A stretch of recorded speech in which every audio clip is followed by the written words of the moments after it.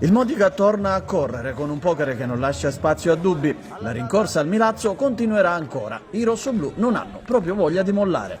Il risultato di 4-0 sta anche stretto agli uomini di Pasquale Ferrara che dopo le difficoltà della prima mezz'ora hanno dilagato in lungo e in largo.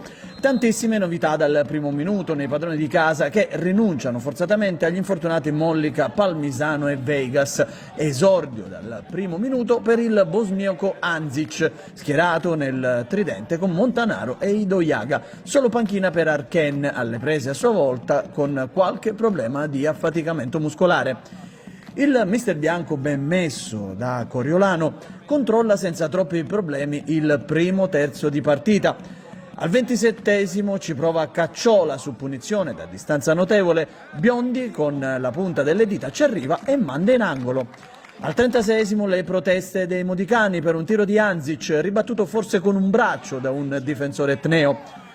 Il replay della stessa scena è al 43esimo, questa volta però è Idoiaga a lamentarsi, senza successo, di un braccio troppo largo in aria.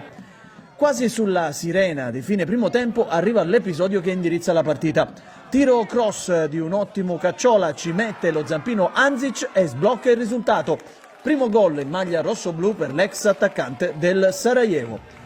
La ripresa si apre con un tiro in aria di Montanaro ribattuto da un difensore. Si avventa sulla sfera ancora Anzic che trova il raddoppio. È il terzo minuto e la partita si mette in discesa. All'11esimo occasionissima per Aldair che finalizza nel peggiore dei modi un contropiede 3 contro 3 che meritava ben altra sorte.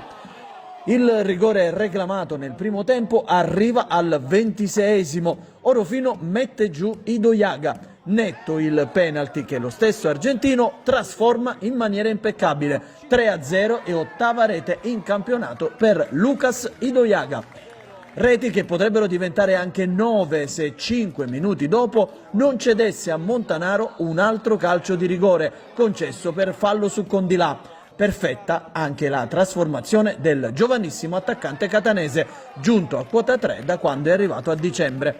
Nonostante il vantaggio, il Modica continua a macinare gioco e produrre occasioni. Al 36esimo cross di Cacciola, Anzic a centimetri dalla tripletta personale. Al 39esimo partecipano all'azione Anzic, Idoiaga e Arken che colpisce la traversa. Nel primo minuto di recupero Arken va via in velocità e mette al centro per Anzic, ma il tiro del bosniaco è respinto con il piede da Biondi.